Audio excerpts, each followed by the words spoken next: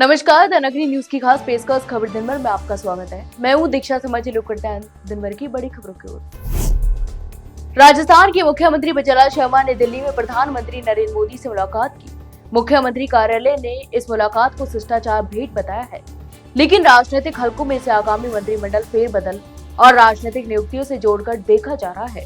सूत्रों के अनुसार इस बैठक में राज्य सरकार के कामकाज, विकास योजनाओं की प्रगति और केंद्र राज्य समन्वय को लेकर विस्तार से चर्चा हुई।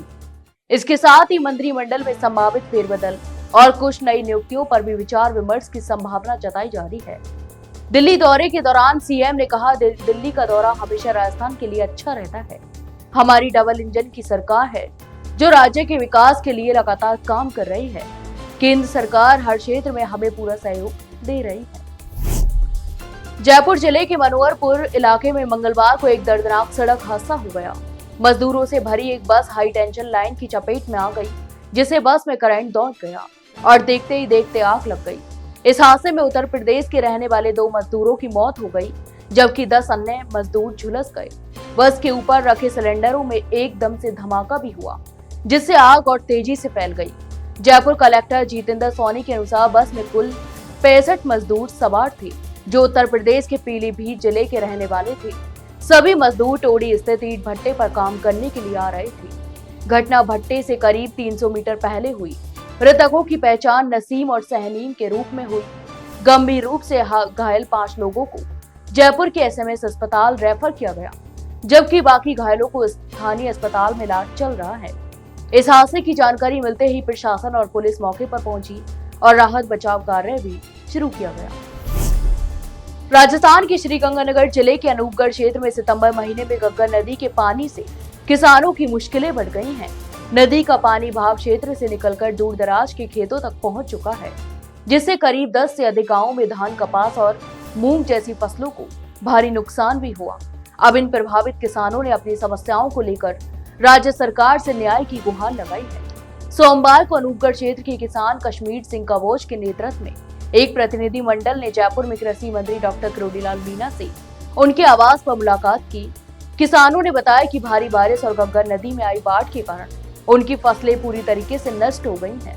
उन्होंने मंत्री से अनुरोध किया कि प्रभावित किसानों को शीघ्र उचित मुआवजा दिया जाए, ताकि वे दोबारा खेती कर सकें और आर्थिक नुकसान की भरपाई भी हो सके।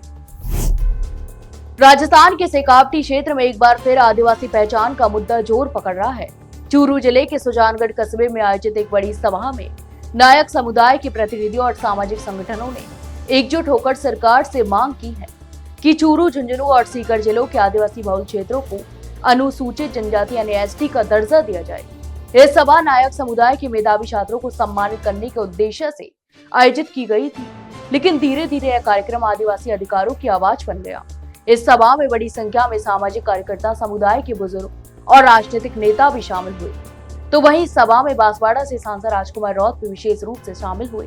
उन्होंने नायक समुदाय की मांगों का समर्थन करते हुए कहा कि नायक समुदाय के लोग मूल रूप से भील आदिवासी वंश से आते हैं और उनका इतिहास और परंपराएं भील समुदाय से गहराई से जुड़ी हुई हैं। राजस्थान के जैसलमेर जिले में हुई दर्दनाक वार्निंग बस हादसे ने एक और जिंदगी छीनी। इस हादसे में घायल पीर मोहम्मद निवासी बब्रो की ढाड़ी भागोका गांव जैसलमेर ने सोमवार को जयपुर के एसएमएस अस्पताल में इलाज के दौरान दम तोड़ दिया। इसके साथ ही इस भीषण हादसे में मरने वालों की संख्या बढ़कर 28 हो गई है। पीर मोहम्मद हादसे में गंभीर रूप से झुलस गए थे। प्रारंभिक उपचार के बाद उन्हें अहमदाबाद अस्पताल में भर्ती कराया गया था, लेकिन हालत में सुधार न होने पर बाद में उन्हें जयपुर के एसएमएस अस्पताल रेफर किया गया। डॉक्टरों के तमाम प्रयासों के बावजूद सोमवार सुबह उन्होंने अंतिम सांसें ली। सबसे दर्दनाक बात यह है कि पीर मोहम्मद के परिवार में यह 5वीं मौत है। इससे पहले इस भीषण बस हादसे में उनकी पत्नी इम्मामत और उनके 3 बच्चों की मौत हो चुकी है। इस हादसे के बाद से गांव में मातम का माहौल छा गया और पूरे इलाके में गहरा शोक भी व्याप्त है। यहाँ तक कि ग्रामीणों का कहना है कि एक ही परिवार के 5 सदस्यों को इस तरह खो देना किसी भी व्यक्ति के लिए असहनीय त्रासदी है। राजस्थान में अब मौसम पूरी तरीके से बदलता हुआ नजर आ रहा है। राज्य के कई जिलों में तेज बारिश हुई, जिससे मौसम भी ठंडा होने लगा है। बूंदी के नैनवा में सबसे अधिक 93 मिमी बारिश दर्ज की गई, जबकि उदयपुर, कोटा, बारा, प्रतापगढ़ और सलूम्बड़ सहित कई जिलों में 1 से 3 इंच तक बरसात हुई। उदयपुर में उदय सागर बांध के कैचमेंट क्षेत्र में पानी की आवक बढ़ने से जल संसाधन विभाग ने दोनों गेट 6-6 इंच तक खोल दिए हैं। खेरवाड़ा इलाके में लगातार बारिश से खेतों में खड़ी फसलें खराब हो चुकी हैं। कोटा के खातौली क्षेत्र में भी 69 में भी बारिश दर्ज की गई। मौसम विभाग के अनुसार सोमवार सुबह से ही कई जिलों में घने बादल छाए रहे, जिससे दिन का तापमान 8 डिग्री तक नीचे गिर गया।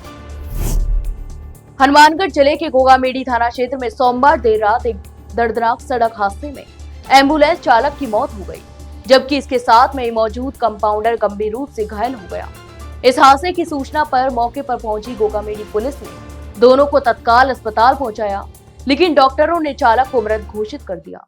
पुलिस के अनुसार भादरा से एक मरीज को लेने जा रही 108 एम्बुलेंस जैसे ही गोगामेडी के पास पहुंची, तभी सड़क किनारे खड़ी एक हाइड्रा क्रेन से उसकी जोरदार टक्कर हो गई। यह हादसा इतना भीषण था कि एम्बुलेंस का अगला हिस्सा पूरी तरीके से जल गया। डूंगरपुर पीठ कस्बे से मां आशापुरा के दरबार निठाउवा गावड़ी के लिए मंगलवार को पदयात्रा संघ बड़ी श्रद्धा और उत्साह के साथ रवाना हुई। बांगड़ क्षत्रिय महासभा इकाई पीठ की ओर से हर वर्ष की भांति इस वर्ष भी यह धार्मिक पदयात्रा आयोजित की जा रही है। समाज अध्यक्ष योगराज सिंह, मंत्री मयूरराज सिंह और कोषाध्यक्ष हर्षवर्धन सिंह चौहान ने बताया कि दीपावली के बाद नववर्ष की पहली अष्टमी को मां आशापुरा के दरबार में पहुंचकर ध्वजा चढ़ाई और महाआरती की जाएगी। इस वर्ष पदयात्रा 30 अक्टूबर 2025 को दरबार पहुंचेगी। 2 दिवसीय इस यात्रा का पहला यात्री विश्राम सागाबड़ा में रहेगा। यात्रा का उद्देश्य समाज में सुख समृद्धि, खुशहाली और सामाजिक समरसता बनाए रखने की कामना करना है। कापरेन क्षेत्र में इन दिनों चोरी की वारदातों का सिलसिला लगातार बढ़ता जा रहा है। बीती रात शहर में 2 बड़ी चोरियों की घटनाओं ने लोगों में दहशत फैला दी है। वहीं एक सप्ताह पहले भी बाइक चोरों की वारदात हो चुकी है, जिससे स्थानीय लोगों में पुलिस प्रशासन के प्रति नाराजगी बढ़ती जा रही है। पहली वारदात बोरदा रोड स्थित बालाजी टाउन कॉलोनी की है, जहां अज्ञात चोरों ने दिन दहाड़े एक सूने मकान का ताला तोड़कर बड़ी चोरी को अंजाम दिया। मकान मालिक महावीर प्रजापत ने बताया कि रविवार दोपहर करीब 12:30 बजे पूरा परिवार बाहर गया था। शाम को उनका पुत्र ज्ञानचंद घर लौटा तो मेन गेट का दरवाजे का ताला टूटा मिला। अंदर जाकर देखा तो दोनों कमरों और अलमारियों के ताले टूटे हुए थे।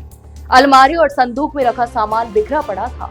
चोर अलमारी में रखी सोने की अंगूठी, पाजेब, बच्चों के कड़े और अन्य आभूषणों के साथ करीब 95,000 रुपए नकद चुराकर ले गए। राजस्थान के हनुमानगढ़ जिले में छठ महापर्व बड़े ही धूमधाम से मनाया जा रहा है। सोमवार को शहर के खूंजा नहर घाट पर हजारों श्रद्धालु परंपरागत वेशभूषा में एकत्रित हुए और सूर्य देव की उपासना भी की। पूर्वांचल से जुड़े लोगों ने पूरे विधि विधान से अस्त होते ही सूर्य को अर्घ्य अर्पित किया और भक्ति गीतों की गूंज से वातावरण को पवित्र बना दिया। छठ घाट पर सुबह से ही श्रद्धालु की भीड़ लगी रही। महिलाओं ने पारंपरिक व्रत का पालन करते हुए जल में खड़े होकर सूर्य को अर्घ्य अर्पित किया और परिवार की सुख समृद्धि की कामना भी की। श्रद्धालु ने सूप में फल, ठेकुआ और गन्ने जैसे प्रसाद सजाकर सूर्य देव को भेंट किए। घाटों को दीपों और रंगीन झालरों से सजाया गया था, जिससे पूरा माहौल उस समय बन गया। पूर्व मंत्री डॉक्टर राम प्रताप सिंह ने कार्यक्रम का शुभारंभ किया और उपस्थित श्रद्धालुओं को छठ पर्व की शुभकामनाएं दी। तो ये थी दिन भर की तमाम बड़ी खबरें। कल फिर आपके साथ रूबरू होंगे, तब तक के लिए नमस्कार।